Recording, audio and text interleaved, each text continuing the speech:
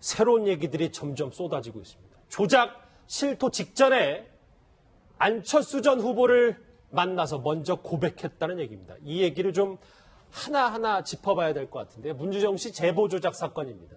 이 하루가 멀다고 새로운 사실들이 터지고 있는데 점점 윗선으로 올라가는 모양새입니다. 그 분위기를 저희가 오른쪽에 준비를 했습니다.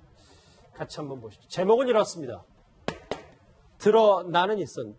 저희가 이 이준서 전 최고위원, 그러니까 이 제보 조작 사건의 지시자로 지목된 이 사람의 행동과 시점을 시간대별로 하나하나 준비를 했는데 1, 2, 3 이렇게 시간대별입니다. 먼저 새로운 인물이 등장했는데 네. 박지원 전 대표에게 먼저 이유미 씨의 문자를 전달했다. 문제의 문자를 전달했다. 이런 내용이 있습니다. 좀 자세히 설명을 그렇습니다. 지금 이제 폭로 나흘 전인 1일 날에 박지원 당시 선대위 상임선대위원장입니다. 위원장한테 이준선 씨가 이런 내용이 있기 때문에 문자 메시지를 전달했고요. 그 문자를 한 번이 아니고 5차례에 걸쳐가지고 문자 메시지를 11장 전송, 통화 실패, 친구들 얘기도 하고요. 그리고 돈을 물쓰듯이 하고 있더라. 또 어떻게 하면 더 이슈를 만들 수 있을까요? 라는 문자 메시지를 박지원 전 상임 위원장한테 전달했다는 내용을 지금 밝히고 있습니다. 예, 이수희 변호사님, 그런데 정작 박지원 전 대표는 내가 해당 내용에 대해 보고받지 못했고 인지하지도 못했다. 지금 이런 입장을 밝히고 있어요. 그게 저는 박지원 대표의 전 대표의 말이 좀 신빙성도 있다 보이는 게 우선은 이제 더 규명돼야 될 게 최고위원을 지내기는 했지만 이준서 전 최고위원과 박지원 전 대표가 어느 정도 가까운 사이인 건지, 그리고 이 대선 때 박지원 대표와 이준서 최고위원이 이 일 말고 이전에도 수시로 좀 편하게 대화했던, 그리고 전화 통화나 이런 연락을 했던 사이인지가 좀 밝혀져야 될 것 같고요. 그리고 두 번째는 이제 박지원 전 대표의 해명은 문자를 받았다라고 하는 그 번호의 전화는 당시 박지원 대표가 갖고 있지 않고 보좌관이 가지고 있었다는 거예요. 그리고 그 보좌관과 박지원 전 대표는 다른 곳에 있었던 거예요. 저 날에 문자를 보냈다고 하는 때. 그렇기 때문에 나는 비서관한테 받은 것이 없다, 연락받은 것이 없다는 건데, 저 문자를 받은 이후에 박지원 전 대표가 이준서 전 최고위원과 어떤 연락이 있었는지 여부는 이제 검찰에서 밝혀야 할 바인 거죠. 근데 저는 이 국민의당 이 얘기는 좀 먼저 좀 정리를 하고 가야 될 게, 조작 지시를 했느냐, 그 부분하고, 근데 지금 보면은 조작 지시를 한 거는 지금 나오는 게 없어요. 두 번째는 은폐 지시를 했느냐인데, 이 은폐가 어느 순간에 이게 조작이 됐다라는 걸 알게 되면서 용기 있는 고백을 못한 거, 그 자체가 바로 은폐인 건지, 이런 것들이 좀 서로 좀 개념 정리가 돼야 되는 거 아닌가, 이런 생각이 먼저 든 게. 지금 흐름은 아마 그 윗선이 묵인과 방조를 한 게 아니냐, 이 분위기로 가는 것 같은데, 박지원 전 대표 이 문자와 관련 이준서 전 최고위원과의 여러 가지 얘기에 대해서 과거에 이렇게 얘기한 적이 있습니다. 들어보시죠. 저도 그런 충격적 내용을 보고 깜짝 놀랐습니다. 2, 3일 전에 당직자로부터 이러한 일이 있다라는 보고를 받았습니다. 저에게는 전혀 보고한 사실이 없고 그 내용도 몰랐습니다. 그래서 저는 지금까지 검찰 조사가 진행 중에 있지만은 최소한 보고나 내용을 받지 않았다 하는 것은 분명히 밝힙니다. 저는 안철수 후보도 보고를 받지 않았을 것이다, 이렇게 확신하고 있습니다. 그러니까 허 교수님, 이게 대선 전에 문제가 될 문자 조작 사건에 대해서 문자를 전달했는데 문자를 못 받. 이렇게 하면 박지원 전 대표에게는 전혀 책임이 없는 겁니까? 일단은 없죠. 그러니까 어쨌든 그래도 그때 당시에 선대위원장을 하셨잖아요. 그러니까 이 사건 전체에 대한 정치적 도인적 책임은 있지만 문자를 못 받다 이렇게 되면 법적인 직접적인 책임에서는 벗어나는 게 사실이죠. 그렇지만 이제 문자를 산청으로 가져갔기 때문에 비서관이 휴대폰을 산청에서 가져가 있고 본인은 제주도에 있었기 때문에 못 받다 이렇게 이야기하는데, 그거는 신빙성이 있는 이야기입니다. 그렇지만 문자를 본 비서관이 다른 전화로 박지원 대표에게 전화를 했을 가능성은 충분히 남아 있는 거죠. 그 진실성 여부는 이제 뭐 수사를 해보면 다 나타날 것이고요. 그다음에 이제 비서관도 그때 문자를 못 보고 있었는데 이번에 사건이 이렇게 되면서 이번에 확인해 보니까 있더라 이랬는데 그 문자를 언제 확인했는지도 역시 기록이 다 남아 있기 때문에 그걸 조사를 해보면 다 나오지 않겠느냐. 그 뭐 조사 결과에 따라서 박지원 전 대표의 결백성 여부는 드러날 거라 본다. 그럼에도 불구하고 당시에 어쨌든 선대위 최고위원장이었기 때문에 선대위 대표 도의적 책임이 있다. 예, 정치적 도의적 책임은 있죠. 준비한 것 다시 보실게요. 그러니까 이날이 5월 1일이에요. 문자를 못 봤다. 일단 그 정도로 가늠하고 다음 5월 8일로 넘어가 보겠습니다. 5월 8일입니다. 예, 이현정님 현재 뭐 이유미 씨 구속된 상태인데 방금 전에 이제 검찰에 출석했다는 속보가 들어왔어요. 그런데 대선 바로 하루 전날 이준서 전 최고위원에게 굉장히 의미심장한 문자 한 통을 보냈더라고요. 그러니까 이게 지금 처음에 자기가 어떤 면에서 지금 나온 사실로만 보면 자기가 조작을 해서 이제 이준서 최고위원한테 이야기를 했고 그걸 이제 폭로를 했지 않습니까? 근데 이게 이제 파문이 워낙 커지니까 뭐 TV 토론에서도 막 이야기 나오고 하니까 본인이 이제 이거를 이게 좀 조작된 거다라고 이제 고백을 하려고 했던 것 같아요. 근데 이제 그렇게 이야기를 하면 이게 다 망한다. 이제 그때 되면 완전히 이제 이 선거 직전에 예를 들어서 이게 조작되도록 이야기하면 이 뭐 선거 자체가 이건 뭐 의미가 없어져 버리는 선거가 되지 않습니까? 그러다 보니까 아마 지금 나온 이야기는 이준서 최고위원이 어차피 선거 끝나면 고소고발 다 취해야 되니까 그때 되면 없어진다. 이렇게 아마 무마를 시켰던 것 같아요. 이제 그분 앞으로 이제 검찰에서 어떻게 이제 조사를 더 할지 모르겠지만 결국은 아마 이유미 씨가 이런 이야기 남겼던 것은 본인이 이제 조작한 사실을 당에 알렸고 만약 이준서 최고위원이 그 사실을 알았다라면 이 부분을 누가 상의했지 않겠는가. 사실은요. 지난번 대선 같은 경우 국민의당이 두 개로 움직였어요. 그러니까 뭐냐면 안철수 전 대표의 측근들 즉 중심으로 하는 이 그룹과 당과 이게 조직이 전혀 사실은 매치가 안 돼서 굉장히 어떤 엇박자를 많이 냈습니다. 그러니까 특히 이런 것들 보시면 알겠지만 대부분 이 이번에 문제된 사람들이 안철수 전 후보가 데리고 온 사람이에요. 그러니까 당에 있던 사람들이 아닙니다. 그러니까 당하고 이게 지금 서로 어떤 연결 관계가 끊겨져서 그러다 보니까 결국은 당도 이게 지금 정확히 안철수 캠프에서 뭐가 일어나는지 잘 모르고 이게 서로가 어떤 그 소통이 안 되다 보니까 이런 문제가 이제 발생하는 것이거든요. 그래서 아마 지금 상황을 보면 결국은 안철수 그 캠프 중심에 있었던 분들이 몇몇 이제 정치인들이 아닌 분들이 이 이야기를 주도했고 결국 이 문제가 터지고 나니까 결국 당도 지금 어쩔 수 없는 상황으로 말려들어가는 이러한 상황으로 저는 이해를 하고 있습니다. 예. 어찌됐건 지금 이준서 이 전 최고위원의 목소리, 말, 입장이 제일 중요했어요. 뭐 이 얘기는 지금 새로운 내용이긴 합니다만 그 전에 이준서 전 최고위원이 이런 얘기를 한 적이 있습니다. 한번 같이 듣고 오시죠. 당에서도 수사력은 없는 거지만은 다 진상을 다 오픈했단 말이죠. 그리고 나서 이준서도 여기에 가담자가 아니구나, 지시한 게 아니구나 이런 걸 다 파악을 했으니까 이제 그렇게 성명서 낸 거 아닙니까? 다른 국회의당 관계자분들은 연루되어 있는 건 없으신가요? 근데 없습니다. 시간이 대선에 다 가까웠고 시간 싸움 아니었겠습니까? 그리고 되게 신뢰를 다 가졌었고 와 어떻게 이런 내용까지 있지? 친한 사람 아니면 이렇게 알 수가 없다라고 우리는 판단을 했던 거고요. 보호해달라. 사실 이게 조작된 거다. 전혀 안 돌아가는 분위기를 보면 이유미 씨나 이준서 전 최고위원 두 사람 중 한 명은 거짓말을 하는 경우일 수도 있기 때문에 근데 오른쪽에 준비한 거 마지막으로 한번 보실게요. 왜냐하면 이 부분이야 뭐 이 정도까지로 가늠이 된다고 하더라도 아마 새로운 내용 중에 여러분들은 이 고리가 좀 많이 중심에 좀 머릿속에 남으실 겁니다. 왜냐하면 이 세 번째 시점 그러니까 이 5월 24일에 그러니까 대선이 끝난 다음입니다. 이준서 전 최고위원이 안철수 전 후보와 5분간 독대를 한 사실이 새롭게 드러났어요. 이수 변호사님 이건 저희는 어떻게 해석을 해야 됩니까? 그러니까 이제 이용주 의원이 발표한 바에 의하면은 당에서 안 거, 특히 이용주 의원이 그 이유미 씨를 불러서 당에 불러서 얘기를 들어서 이 내용을 조작했다라는 내용을 알게 된 게 5월 26일이라고 그랬단 말이에요. 그런 그 이틀 전에 당에서 이용주 의원 말에 의하면 당에서 알게 된 5월 26일 이전인 이틀 전인 5월 24일 날 이준서 전 최고위원이 안철수 대표를 마포 사무실에서 만났고 거기에서 이준서 최고위원이 당에서 너무 신경을 안 써준다 뭐 이런 그 서운함을 토로했다라고 해요. 근데 저기서 안철수 전 대표에게 이게 조작됐답니다라는 말을 했는지 안 했는지는 이준서 전 최고위원과 안철수 대표만 알겠지요. 그렇죠. 그런데 저기에서 당이 너무 안 도와준다라는 얘기를 한 걸로 봐서는 글쎄요. 이게 조작됐다라는 말을 하기는 저는 어려웠을 것 같아요. 그게 입을 떼기가 쉽지는 않았을 것 같은데 근데 한편으로는 또 그런 게 있습니다. 이게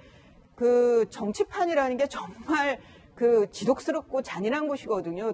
이렇게 그 뭐 선거법 위반으로 고소 고발을 당했을 때 누구도 도와주지를 않아요. 그러니까 그거는 꼬리 자르기가 아니라, 그러니까 당이 많이 개입이 되면은 후폭풍이 너무 뭐 감당이 안 되는 거니까 이 고소 고발당한 사람이 알아서 해결을 해야 되는 게 그 여의도의 그 뭐라고 불문율 같은 거거든요. 그런데 그게 정치계 쪽에서 잔뼈가 굵지 않은 사람들은 굉장히 서운할 수도 있고 굉장히 당황스러운 상황일 수도 있죠. 저는 안철수 전 대표를 만나서 좀 인간적인 좀 도와달라는 얘기를 했을 것 같고, 그 조작이 됐다라는 말은, 그 엄청난 말을 안 대표에게 하기는 저는 쉽지 않았을 것 같습니다. 예, 그런데 그 독대 자리가 있고 나서 그 다음날 안 전 후보가 변호사의 연락처를 넘겨줬다는 거예요. 뭐 저희가 이 부분은 어떻게 해석을 해보면 될까요? 일단은 그 독대 자리에서 어떤 얘기를 오갔는지는 뭐 정확하게 알 수 없지만 그때 모든 것을 얘기했을 수도 있고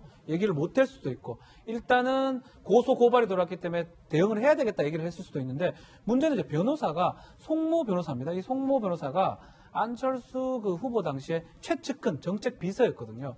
이 송모 변호사가 같이 하는 로펌의 변호사를 지금 연락처를 알려준 겁니다. 그렇죠. 결국은 안철수 후보가 이준서 씨의 변호인을 선임해줬다고 보면 맞는 것 같거든요. 고소 고발에 대해서 변호인 선임이 맞기 때문에 어쩌면 안철수 후보가 최소한 이 상황에 대해서 많이 인지는 했다고 봐야 될 것 같아요. 특히 이제 그거에 대해서 조작을 인지했는지 안 했는지는 저는 알 수는 없지만 최소한 이 상황이 심각했기 때문에 내가 아끼는 변호사를 통해서 변호사를 소개해줬던 상황은 지금 정황상 보이는 그런 상황입니다. 이 변호사가 얼마나 가까운 변호사인가 하면은 대선 기간 내내 이제 안철수 후보가 타고 다니는 차가 있습니다. 그 차에 동승을 했던 동승자 변호사예요. 그러니까 1호차에 같이 탑승하는 사람은 측근 중에서도 최측근입니다. 그러니까 가장 믿을 만한 변호사를 통해서 그 변호사하고 같이 로펌을 하고 있는 다른 변호사를 소개시켜준 그런 일이라서 이 문제의 심각성을 안철수 후보도 잘 알고 있었다, 이런 정도는 이해가 될 수 있겠습니다. 예, 이현정 의원님 아주 뭐 조심스러운 추측이 될 수도 있지만 안 전 후보가 이 최측근인 변호사를 통해서 어느 정도 내용을 지금도 듣고 있다, 저희가 이렇게 추측해 볼 수 있을까요? 그렇죠. 아마 내용 자체는 뭐 파악을 다 하고 있을 겁니다. 이제 문제는 지금 과연 앞으로 그럼 정치적인 책임을 어떤 형식으로 질 것인지, 그렇죠. 어느 수준까지 지킬 것인지. 예를 들어서 그러면 본인의 어떤 정책 앞으로 진로를 뭐 예를 들어 적극적으로 당에 다시 들어가서 다 본인이 뭐 주도한다든 이렇게 할 것인지, 아니면 정말 이 정치 일선에서 2선 후퇴할 것인지, 이런 것에 대한 걱정거리 때문에 사실은 원래 이제 당초 알려지기로는 이유미 씨가 구속되는 상황 순간 일단 뭐 안철수 전 대표가 입장을 발표할 것이다 뭐 이야기했었는데 계속 늦어지고 있는 것 같아요. 아마 오늘 같은 경우에 오후나 아니면 내일 정도 할 가능성이 있어 보이는데, 문제는 이제 안철수 전 대표가 앞으로 이제 정책 행보를 어느 쪽으로 방향을 잡아, 이것이 관심인데, 저는 뭐 두 가지가 있다 봅니다. 지금 예를 들어서 안철수 전 대표가 정말 적극적으로 뭐 다시 정말 이제 새 정치를 한번 제대로 한번 내가 직접 해보겠다라고 할 수도 있고, 아니면 일정 기간 동안은 이제 뭐 외국에 간다든지 정책 책임을 진다든지 뭐 이런 식으로 할 것 같은데, 이미 그 결정을 좀 지켜봐야 될 것 같습니다. 그러니까 1년 전에 그 광고비 리베이트 사건 때를 우리가 돌이켜 생각해 보면은 그때도 안철수 대표가 나서는 데는 시간이 상당히 걸렸습니다. 그렇죠. 예. 그렇게 미적거리다가 이제 나중에 이제 정리를 하는데, 그때 느닷없이 대표 사퇴론을 던지고 책임을 진다고 했습니다. 그때는 당의 대표이기도 하고 현역 국회의원에 대해서 던질 게 있었습니다. 근데 지금은 당 대표도 아니고 현역 국회의원도 아닌데 만약에 기자회견을 해서 뭔가 입장을 밝히려면 던질 게 아무것도 없는 거예요. 던질 수 있는 유일한 것은 뭔가 하면은 정계 은퇴 말고는 던질 만한 내용이 지금 없는 거죠. 그렇기 때문에 안철수 대표의 기자회견이 자꾸 미뤄지는 이유가 아닌가, 그렇게 생각합니다. 정리를 좀 해볼게요. 그러니까 이제 쭉 얘기를 해봤어요. 문준영 씨 제보 조작 사건. 그러면 조직적 지시, 이 당에서 윗선에서 내리꽂은 이런 건 아니고, 지금까지는 이유미 씨의 독단적인 일탈, 본인의 단독 범행, 그리고 윗선이 묵인과 방조를 했느냐, 그 여부만 확실히 짚어보면 되는 겁니까, 유지 변호사님? 그러니까 이제 조작을 한 거는 단독 범행인데, 그러면 그 조작된 녹취록을 들고 왔을 때 당의 그 뭐 이용주 의원이라든가 이렇게 발표하기 전에 얼마나 검증을 했으며, 그리고 그때 인식된 게 이게 뭐가 이상하다, 뭐 좀 그 가짜 냄새가 난다, 뭔가 이상하다, 제보자를 믿기가 좀 어렵다라고 인식을 했음에도 불구하고 이건 도 아니면 뭐다, 한번 터뜨려보자라고 해서 발표를 했다라고 하면은, 그러면 그거는 공범이 될 수 있어요. 그러니까 그 발표한 이용주 의원이나 거기에 관계됐던 당 관계자가 얼마나 의심하면서 그 인식하고 있었느냐, 거는 부분도 짚어봐야 할 부분이고, 이후에 이것이 조작됐다라는 걸 알고 어떤 조치를 취했느냐는 거는 법적인 것보다는 정치적으로 국민의당이 책임져야 할 그런 사안으로 보입니다. 알겠습니다. 박지원 전 대표와 이 안철수 전 후보와 관련된 얘기까지 나왔는데 좀 더 지켜봐야 됩니다. 새로운 얘기들이 점점 쏟아지고 있습니다. 조작 실토 직전에 안철수 전 후보를 만나서 먼저 고백했다는 얘기입니다. 이 얘기를 좀 하나하나 짚어봐야 될 것 같은데요. 문주정 씨 제보 조작 사건입니다. 이 하루가 멀다고 새로운 사실들이 터지고 있는데 점점 윗선으로 올라가는 모양새입니다. 그 분위기를 저희가 오른쪽에 준비를 했습니다. 같이 한번 보시죠. 제목은 이렇습니다. 드러나는 일선. 저희가 이 이준서 전 최고위원, 그러니까 이 제보 조작 사건의 지시자로 지목된 이 사람의 행동과 시점을 시간대별로 하나하나 준비를 했는데 1, 2, 3 이렇게 시간대별입니다. 먼저 새로운 인물이 등장했는데 박지원 전 대표에게 먼저 이유미 씨의 문자를 전달했다. 문제의 문자를 전달했다. 이런 내용이 있습니다. 좀 자세히 설명을 그렇습니다. 지금 이제 폭로 나흘 전인 1일 날에 박지원 당시 선대위 상임선대위원장입니다. 위원장한테 이준선 씨가 이런 내용이 있기 때문에 문자 메시지를 전달을 했고요. 그 문자를 한 번에 아니고 5차례에 걸쳐가지고 문자 메시지를 11장 전송, 통화 실패, 친구들 얘기도 하고요. 그리고 돈을 물쓰듯이 하고 있더라. 또 어떻게 하면 더 이슈를 만들 수 있을까요?라는 문자 메시지를 박지원 전 상임 위원장한테 전달했다는 내용을 지금 밝히고 있습니다. 예, 이수희 변호사님 그런데 버리는 선거가 되지 않습니까?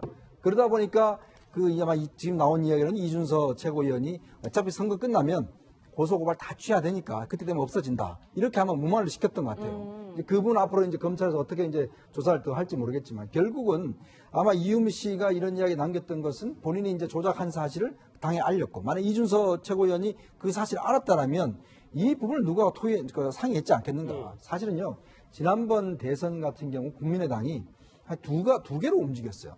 그러니까 뭐냐면 안철수 전 대표의 측근들, 즉 중심으로 하는 이 그룹과 당과 이게 조직이 전혀 사실은 매치가 안 돼서 굉장히 어떤 엇박자를 많이 냈습니다. 그러니까 특히 이런 것들 보시면 알겠지만 대부분 이 5번에 문제된 사람들이 안철수 전 후보가 데리고 온 사람이에요. 그러니까 당에 있던 사람들이 아닙니다. 그러니까 당하고 이게 지금 서로 어떤 연결 관계가 끊겨져서 그러다 보니까 결국은 당도 이게 지금 정확히 안철수 캠프에서 뭐가 일어나는지 잘 모르고 이 서로가 어떤 그 소통이 안 되다 보니까 이런 문제가 이제 발생하는 것이거든요. 그래서 아마 지금 상황을 보면 결국은 안철수 그 캠프 중심에 있었던 분들이 몇몇 이제 정치인들이 아닌 분들이 이 이야기를 주도했고 결국 이 문제가 터지고 나니까 결국 당도 지금 어쩔 수 없는 상황으로 말려들어가는 이러한 상황으로 저는 이해를 하고 있습니다. 예. 어찌됐건 지금 이준서 전 최고위원의 목소리, 말, 입장이 제일 중요했어요. 이 얘기는 지금 새로운 내용이긴 합니다만 그 전에 이준서 전 최고위원이 이런 얘기를 한 적이 있습니다. 한번 같이 듣고 오시죠. 정작 박지원 전 대표는 내가 해당 내용에 대해 보고받지 못했고 인지하지도 못했다. 지금 이런 입장을 밝히고 있어요.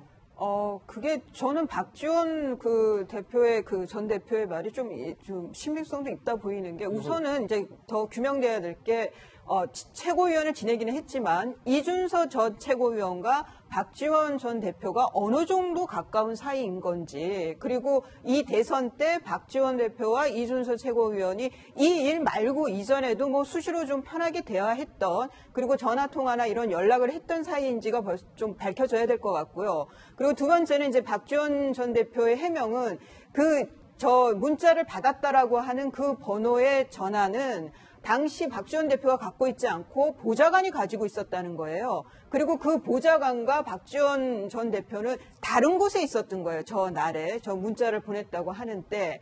그렇기 때문에 나는 비서관한테 받은 것이 없다, 연락받은 것이 없다는 건데, 저 문자를 받은 이후에 박지원 전 대표가 이준서 전 최고위원과 어떤 연락이 있었는지 여부는 이제 검찰에서 밝혀야 할 바인 거죠. 근데 저는 이 국민의당 이 얘기는 좀 먼저 좀 정리를 하고 가야 될 게, 조작 지시를 했느냐, 그 부분하고, 근데 지금 보면은 조작 지시를 한 거는 지금 나오는 게 없어요. 두 번째는 은폐 지시를 했느냐인데 본인은 제주도에 있었기 때문에 못 봤다 이렇게 이야기했는데 그거는 신빙성이 있는 이야기입니다. 그렇지만 문자를 본 비서관이 다른 전화로 박지원 대표에게 전화를 했을 가능성은 충분히 남아 있는 거죠. 그 진실성 여부는 이제 뭐 수사를 해보면 다 나타날 것이고요. 그다음에 이제 비서관도 그때 문자를 못 보고 있었는데 이번에 사건이 이렇게 되면서 이번에 확인해 보니까 있더라 이랬는데 그 문자를 언제 확인했는지도 역시 기록이 다 남아 있기 때문에 그걸 조사를 해보면 다 나오지 않겠느냐.